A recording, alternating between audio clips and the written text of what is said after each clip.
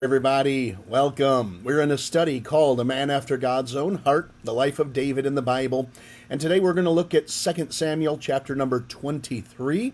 2 Samuel 23, it's the second to last chapter in the book. So if you hit 1 Kings, just back up a little bit and you'll find your place there. We're going to talk today about David's mighty men. We've been talking about the life of David, and of course it's going to focus specifically on him, but those who were active in his life also are going to be mentioned. And of course, we've talked about dozens and perhaps scores of individuals that have been a part of his life. And today we're going to talk about some of the men who helped him militarily. When we say David's mighty men, think special forces units like Green Berets or Navy SEALs, that type of soldier, an Army Ranger.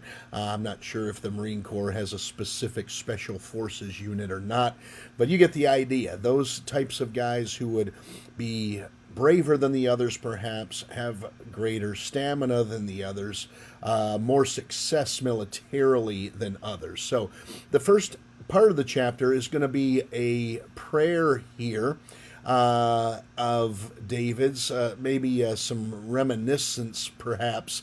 Prayer isn't the best description of it. But he's talking about his life and what the Lord has done with his life. And then the remainder of the chapter gives these mini biographies of who the mighty men were and what they had accomplished. So 2 Samuel 23, starting in verse number 1. Now these be the last words of David. David, the son of Jesse, said, and the man who was raised up on high, the anointed of the God of Jacob, and the sweet psalmist of Israel. So notice the titles that are given to him. These aren't given to him by himself. They're given to him by the Lord. The inspiration of Scripture being at play here. So David, the son of Jesse, the man who was raised up on high, the anointed of the God of Jacob, and the sweet psalmist of Israel, of course, speaking to the number of psalms or songs that David wrote that we find in the book of Psalms. And now he speaks, the Spirit of the Lord spake by me, and his word was in my tongue. The God of Israel said, the rock of Israel spake to me. He that ruleth over men must be just, ruling in the fear of God. And he shall be as the light of the morning when the sun riseth, even a morning without clouds, as the tender grass springing out of the earth, by clear shining after rain. Although my house be not so with God, yet he hath made with me an everlasting covenant, ordered in all things, and sure, for this is all my salvation and all my desire, although he make it not to grow. And so a little bit of maybe leadership principles here, requirements for those who would lead others for the Lord's sake. He says, the Spirit of the Lord spake by me, his word was in my tongue. So those who lead others ought to lead them according to the word of God and in a godly fashion. The God of Israel said, the rock of Israel spake to me. He that ruleth over men must be just, ruling in the fear of God. And that's how the leadership is carried out, justly with the fear of God in mind. He shall be as the light of the morning when the sun riseth, even a morning without clouds. And I think in that respect, positive, upbeat, ready to tackle the day. As the tender grass springing out of the earth by clear shining after rain, eager and hopeful and wishful.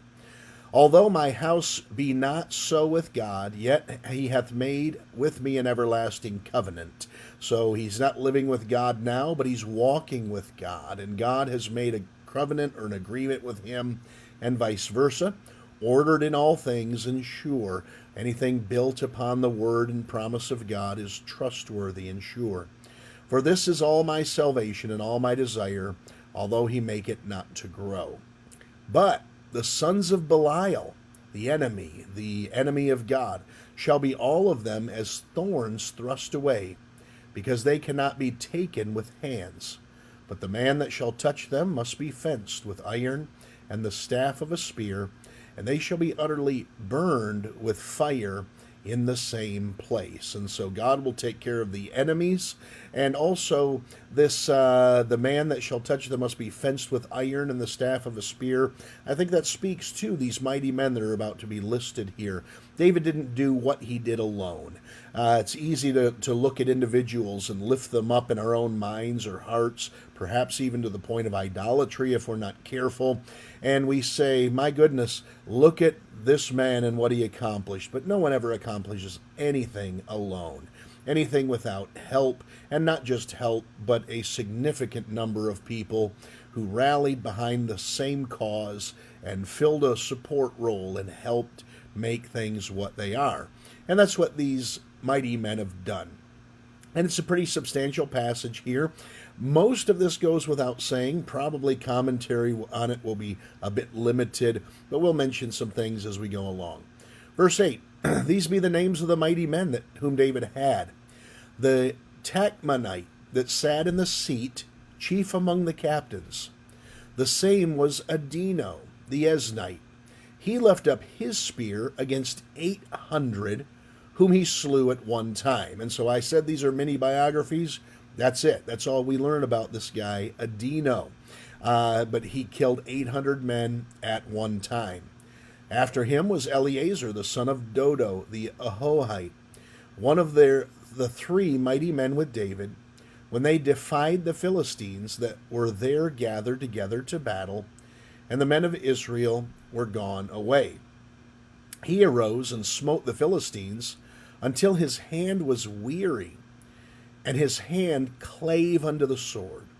And the Lord wrought a great victory that day, and the people returned after to him only to spoil. And so this man Dodo, it speaks of one thing, his hand clave to the sword, meaning it almost had to be pried off of the sword. He had held it for so long and fought so valiantly. Verse number 11, and after him was Shammah, the son of Agi, the Hararite. And the Philistines were gathered together into a troop, where was a piece of ground full of lentils. And the people fled from the Philistines. But he stood in the midst of the ground and defended it, and slew the Philistines, and the Lord wrought a great victory. And so that's a little interesting one, this lentil patch, if you will. Beans here, peas perhaps. And so this man stood and defended his pea patch and didn't allow the Philistines to take it. Verse number 13, and 3 of the 30 chief went down and came to David in the harvest time unto the cave of Adullam. And the troop of the Philistines pitched in the valley of Rephaim. And David was then in an hold, and the garrison of the Philistines was then in Bethlehem. And David longed and said, Oh, that one would give me drink of the water of the well of Bethlehem, which is by the gate. Remember, David was from Bethlehem. It's called the city of David. So he sees the well there, and he's thinking out loud to himself, and he says, boy, what I wouldn't give to drink from that well. And the 3 mighty men brake through the host of the Philistines, and drew water out of the well of Bethlehem, that was by the gate, and took it, and brought it to David. Nevertheless he would not drink thereof, but poured it out unto the Lord. And he said, Be it far from me, O Lord, that I should do this. Is not this the blood of the men that went in jeopardy of their lives? Therefore he would not drink it. These things did these 3 mighty men. And so what a beautiful story there. 3 men overhear him wishing he could drink from the well. So they say, if that's what our master wants, if that's what David wants, we'll get it for him. And they fight their way through the Philistines, get to the well, get some of the water, and fight their way all the way back and give it to him. He cannot believe what they've done for him. He's so touched that he says, you know what? I can't drink this water. This water represents the very blood of you 3 men. And so he pours it out unto the Lord instead. I've always had mixed emotions about that. It seems to me, if they went to all that trouble, least you could do is drink it. Verse 18, and Abishai, the brother of Joab, the son of Zeruiah, was chief among 3. And he lifted up his spear against 300, and slew them, and had the name among 3. Was he not most honorable of 3? Therefore he was their captain. howbeit he attained not unto the first three. And Benaiah, the son of Jehoiada, the son of a valiant man of Kabzeel, who had done many acts, he slew 2 lion-like men of Moab. I don't even know what that means. I think just strong and muscular and vicious. He went down also and slew a lion in the midst of a pit in time of snow. And he slew an Egyptian, a goodly man, and the Egyptian had a spear in his hand, but he went down to him with a staff and plucked the spear out of the Egyptian's hand and slew him with his own spear. These things did Benaiah the son of Jehoiada, and had the name among 3 mighty men. So Benaiah here, he kills 2 lion-like men from Moab. Then he kills an actual lion, because why not?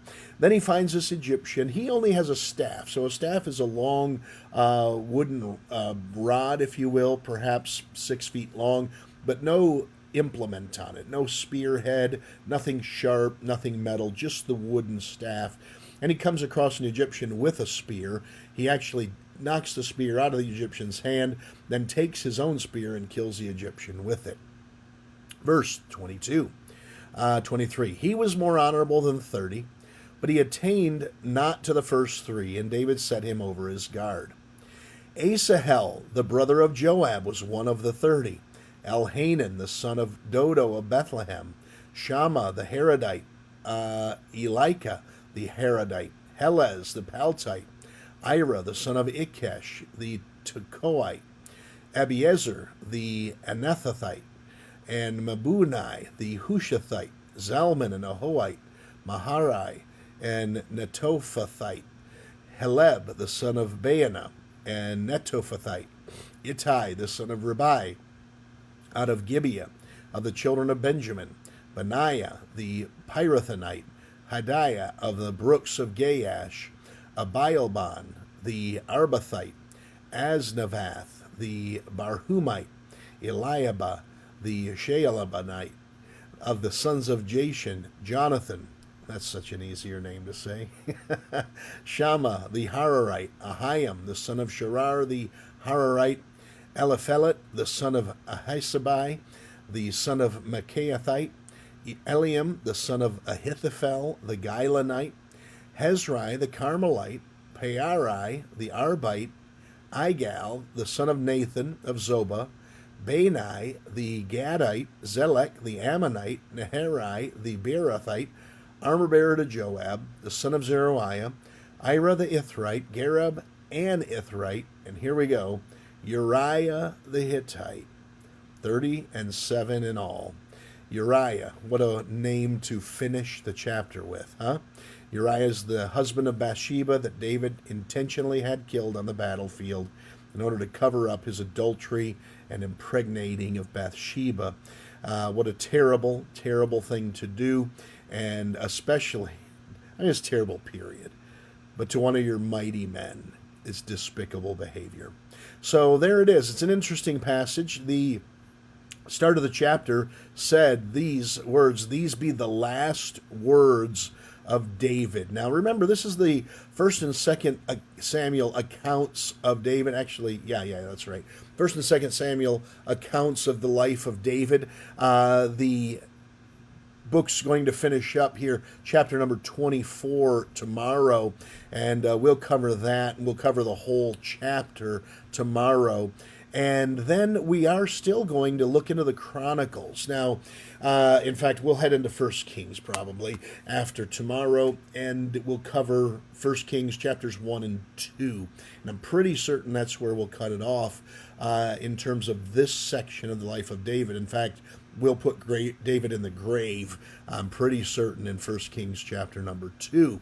But then we're going to go to the Chronicles. The Chronicles are going to have a few things that are told of David that we don't learn in the books of 1st and 2nd Samuel. 1st and 2nd Samuel do a really good job of talking about David's earlier life, and it deals a lot with his mistakes. The books of Chronicles, they don't deal with his mistakes as much. These are the chronicles of the acts of the king. And so they don't want to put a bad light on the king or their leaders, so they leave that stuff out. But it will tell us some other things about the latter part of David's life. more so than what 1st and 2nd Samuel do. All right, I'll leave you alone with that. Thanks so much for watching. God bless you. Have a wonderful day.